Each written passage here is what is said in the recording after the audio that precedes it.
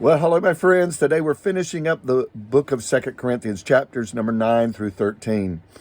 As you can see, I have a camouflage shirt on, and we ask ourselves, what does a camouflage do?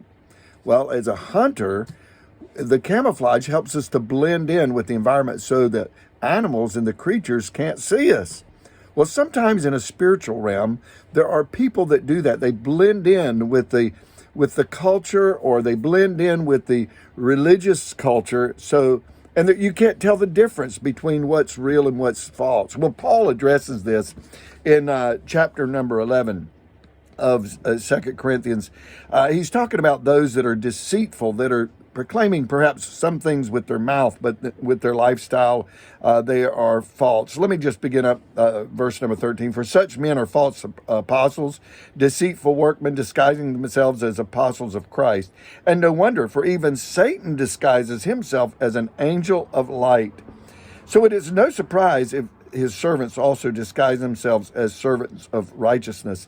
Their end will correspond to their deeds. So I look at that phrase that Satan himself disguises himself as an angel of light. Friends, I want to say that the enemy will try to creep in any way he can. He will bring false teachings, and things may look good. In fact, many times there are miracles sometimes that comes from the work of the enemy, but we need to be able to distinguish and discern what is good, what is bad, what is right, what is not right.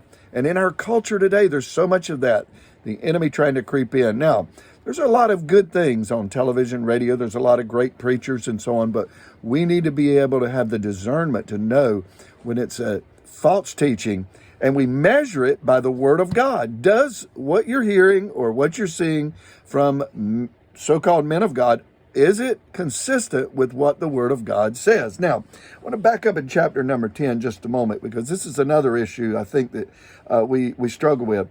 But when they measure themselves by one another and compare themselves with one another, they are without understanding. And this is a temptation that sometimes we have, that we say, well, I'm just as good as this person, or I'm doing the same as this person, so, it's okay. Listen, every person needs to live according to the Word of God themselves. We're not going to be judged on how someone else does it. We're going to be judged on the Word of God. So when we look at these two scriptures here about the angel of light, the enemy trying to deceive us. The enemy wants to deceive us to compare ourselves with other people, but we compare ourselves with what the Word says.